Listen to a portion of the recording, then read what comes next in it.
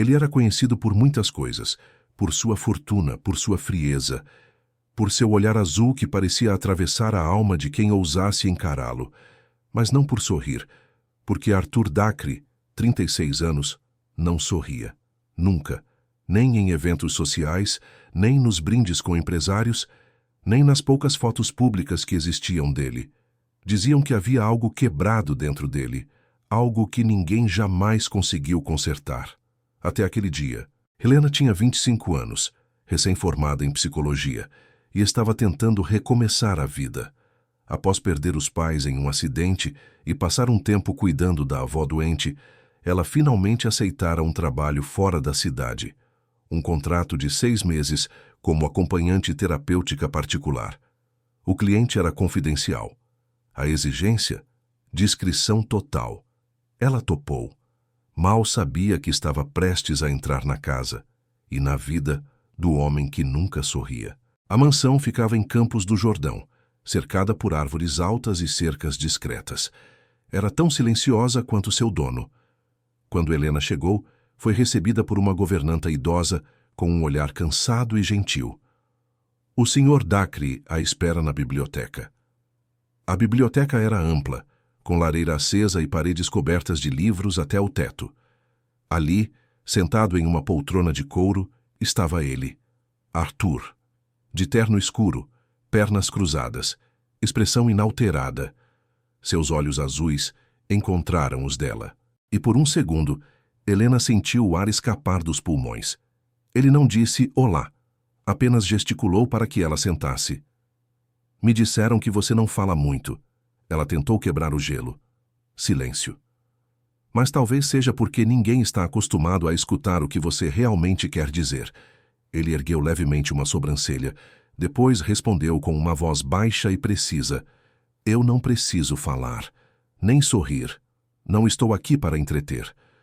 Eu também não estou aqui para isso. Estou aqui para entender. Arthur manteve o olhar fixo nela por alguns segundos. Depois virou o rosto para o fogo. E assim começou a rotina. Nos primeiros dias, Helena só o observava. Arthur lia muito. Gostava de vinho, de caminhar pela floresta atrás da casa e, curiosamente, de silêncio com música clássica ao fundo. Mas nunca sorria. Ela tentava criar conexões simples. Posso te acompanhar na caminhada? Pode, mas não fale. Você sempre gostou de Chopin? Ele era tão atormentado quanto eu. Helena anotava tudo em seu caderno de registros, mas o que mais a impressionava não era o que Arthur dizia, e sim o que ele evitava dizer. Até que, numa tarde de chuva, algo mudou. Ela estava na biblioteca organizando papéis quando derrubou uma antiga caixa de cartas. Fotos espalharam-se pelo chão. Uma em especial chamou sua atenção. Era Arthur, sorrindo, ao lado de uma mulher morena de cabelos cacheados em um campo florido. Ele entrou na sala naquele exato momento. Parou, viu a foto em suas mãos e a expressão em seu rosto se partiu. Onde pegou isso? Ele perguntou, a voz agora falha. Caiu da caixa, desculpa. Arthur pegou a foto com cuidado, sentou-se e pela primeira vez, seus olhos se encheram d'água. Ela se chamava Elisa. Silêncio. Minha esposa. Helena engoliu em seco. O que aconteceu? Ele encarou o fogo por longos segundos. Depois disse, ela morreu. E levou o último sorriso que eu tinha com ela. Naquela noite, Helena não conseguiu dormir. O homem que nunca sorria havia chorado. E dentro dele existia algo que talvez ela ainda pudesse alcançar. Não como profissional, não como terapeuta, mas como alguém que também sabia o que era perder tudo. Desde aquela noite, Arthur passou a ser menos pedra e mais pele. Não era fácil. Ele ainda evitava perguntas demais, recusava qualquer toque e fazia questão de manter uma certa distância. Mas agora, ele falava. Pouco, reto, mas falava. Helena percebia. Era como se dentro dele houvesse uma corda tensionada há anos e a presença dela fosse lentamente afrouxando cada nó. O que Elisa fazia? Ela perguntou numa tarde fria, enquanto caminhavam entre as árvores. Arthur, de mãos nos bolsos, olhou para o chão por um instante antes de responder. Ela era professora de música. Tocava piano como se conversasse com Deus. Helena sorriu, mesmo sabendo que ele não veria. Você também gostava de música antes dela? Eu gostava de silêncio. Ela me ensinou a escutar. Nos dias seguintes, Helena começou a notar coisas. Pequenos detalhes. Uma partitura rasgada dentro de um livro. Um armário trancado no corredor do segundo andar. Códigos escritos em papéis com a mesma caligrafia. Fina, firme, mas ansiosa. E, principalmente, algo nos olhos de Arthur sempre que ela se aproximava da biblioteca à noite. Ele escondia algo. Não apenas dor. Algo mais. Certa noite, quando a chuva desabou com força, a governanta veio até Helena, visivelmente abalada. Eu preciso que a senhorita veja isso. Ela a conduziu até o sótão, um lugar que até então sempre estivera trancado. Lá, empoeirado, havia um piano coberto por um lençol branco, e sobre ele centenas de cartas. Ele escrevia para ela todos os dias, mesmo depois que ela morreu, disse a governanta com lágrimas nos olhos. Helena se aproximou pegando uma das cartas. Hoje também não sorri, meu amor, mas respirei. Por você. Ela sentiu um aperto no peito. Arthur era um túmulo de sentimentos, mas dentro dele Elisa ainda vivia. No dia seguinte, Helena decidiu fazer algo arriscado. Durante o jantar, colocou uma partitura sobre a mesa. Era uma das músicas de Elisa, reescrita à mão. Arthur parou. O garfo suspenso no ar. De onde tirou isso? Do seu sótão. Silêncio tenso. Você invadiu meu passado. Não. Eu entrei no lugar onde você escondeu tudo o que sente. Ele se levantou bruscamente.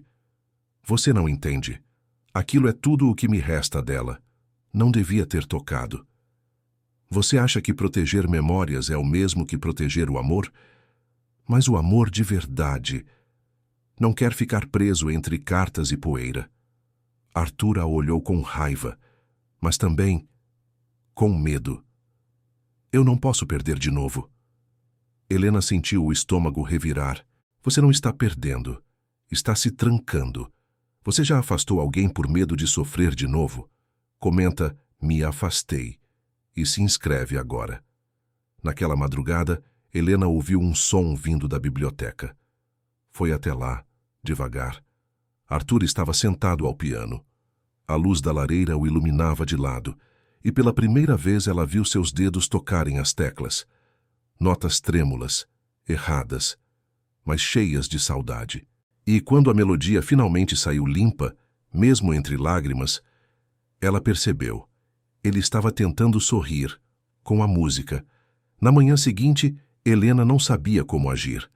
Arthur havia tocado piano, não por ela, não para impressionar, mas por Elisa, por ele mesmo. Ela sentiu que algo ali havia se quebrado, ou se reconstruído, só que ela ainda não sabia o que exatamente. Durante o café, Arthur estava mais calado que o normal, mas algo em seus olhos havia mudado. Menos peso, menos raiva. Você sabia que eu tenho medo do que vem depois da dor? Ele disse de repente. Helena ergueu os olhos, surpresa com a vulnerabilidade da frase. Depois da dor? Sim, a dor eu conheço, ela é previsível. Mas e depois? E se melhorar? E se piorar? É esse depois que me assusta. Helena quis tocá-lo, mas não o fez. Sabia que Arthur não estava pronto para mãos, mas talvez para a verdade. Mais tarde, Helena voltou ao sótão. Dessa vez, sozinha. Ela queria entender. Queria ver além do luto, além da música, além do silêncio. Entre os papéis encontrou um envelope separado dos demais, diferente, selado com cera vermelha e carimbado com as iniciais ED, dentro uma única folha, datilografada. Era um relatório. Ela leu e congelou. Autópsia de Elisa Duarte da CRI. Causa da morte, overdose. Evidência de sedação excessiva. Investigação arquivada a pedido da família. Helena sentiu o chão sumir. Elisa não tinha morrido por causas naturais, e Arthur sabia. À noite ela entrou na biblioteca sem bater. Arthur estava em pé, olhando pela janela. Ela estendeu o papel sem dizer uma palavra. Ele leu, e não disse nada por longos segundos. Você não devia ter visto isso. Mas vi, e agora eu preciso entender. Elisa estava em depressão. A mídia não sabia. Ninguém sabia. E você escondeu? Não. Eu protegi. Protegeu quem? Ela ou você? Arthur se afastou. Eu fui o último a vê-la com vida. Eu fiz o chá. Eu dei o calmante. Eu a deixei sozinha. As mãos dele tremiam. Ela me olhou e disse, não volta mais aqui hoje. E eu obedeci. Helena sentiu os olhos arderem. Então você carrega isso sozinho há anos? Ele assentiu, sem conseguir encará-la. Porque eu mereço. Helena se aproximou. Dessa vez, não hesitou. Encostou a mão sobre a dele, ele estremeceu, mas não se afastou. Você não a matou, Arthur, mas está morrendo junto com ela desde então. Naquela noite, Helena ficou na biblioteca até ele dormir. Arthur dormia com o rosto contra o braço, como uma criança em crise.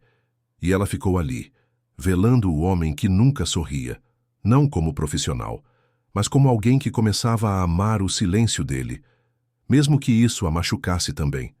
Arthur ficou diferente depois daquela noite, mais presente, mais leve e mais assustado. Amar era perigoso, porque amar era perder de novo. E ele sabia, quanto mais Helena se aproximava, mais real ficava a chance de perdê-la também. Então fez o que sabia fazer melhor, se afastou. Por que você está me evitando? Helena perguntou certa manhã, após 3 dias de silêncio. Ele estava no jardim, mexendo nas pedras de um pequeno lago artificial. Não estou evitando. Você não olha mais nos meus olhos. Não preciso olhar para saber que você está aqui. Mas precisa olhar para mim se quiser que eu continue. Arthur abaixou a cabeça, os olhos azuis vidrados na água. É isso que você não entende. Você não pode continuar. Helena sentiu a garganta apertar. Por quê? Porque eu sou perigoso. Porque tudo o que eu toco quebra. Você já tentou se proteger afastando alguém que te fazia bem? Comenta, já me escondi. E se inscreve agora. O que Arthur vai fazer agora? Pode mudar o destino dos dois. Naquela tarde, Helena saiu para caminhar sozinha na trilha da floresta. Precisava pensar, respirar, doer em silêncio também. Mas o que era para ser só um momento virou caos. A chuva começou de repente, forte. Ela escorregou ao tentar voltar, caiu por uma encosta e bateu a cabeça numa raiz exposta. Quando a governanta avisou que Helena não havia voltado, Arthur congelou. Mas apenas por um segundo. Depois, correu. Floresta adentro, sob a chuva, sem casaco, sem hesitar. Como se cada passo fosse uma súplica. Por favor, não agora. Não ela. Encontrou-a minutos depois, inconsciente, com o rosto sujo de lama e sangue seco na testa. Helena. Ele sussurrou com as mãos tremendo. Ela não respondeu. Então ele a pegou no colo, forte, desesperado. Como se carregar o mundo fosse leve, se fosse para salvar o coração dele. No hospital, enquanto esperava notícias, Arthur não sentou, ficou em pé, andando de um lado ao outro. A cada enfermeiro que passava, ele perguntava com os olhos, até que o médico apareceu. Ela vai ficar bem. Foi um corte leve e uma leve concussão. Precisa de repouso, mas vai acordar logo. Arthur fechou os olhos e, pela primeira vez, sorriu. Sozinho, pequeno, trêmulo, mas verdadeiro. Helena acordou algumas horas depois. Ele estava ali, sentado ao lado da cama, de mãos dadas com ela. Você correu por mim? Ela sussurrou. Ele sorriu de novo, agora mais forte. Não corri por você. Ela franziu a testa. Corri por mim, porque sem você eu esqueço como é respirar. 2 meses depois. Helena já estava completamente recuperada do acidente, mas dentro dela, algo tinha mudado. Não era só sobre Arthur, era sobre ela também. Sobre o quanto tinha se doado, mesmo sem ter certeza se ele conseguiria retribuir. O amor é escolha, mas também é risco. e agora era a vez dele arriscar por ela. Certa manhã, a governanta entrou no quarto com um envelope pardo. O Sr. Dacre pediu que a senhorita abrisse isso antes de sair. Helena abriu com as mãos trêmulas. Dentro havia uma carta e um convite.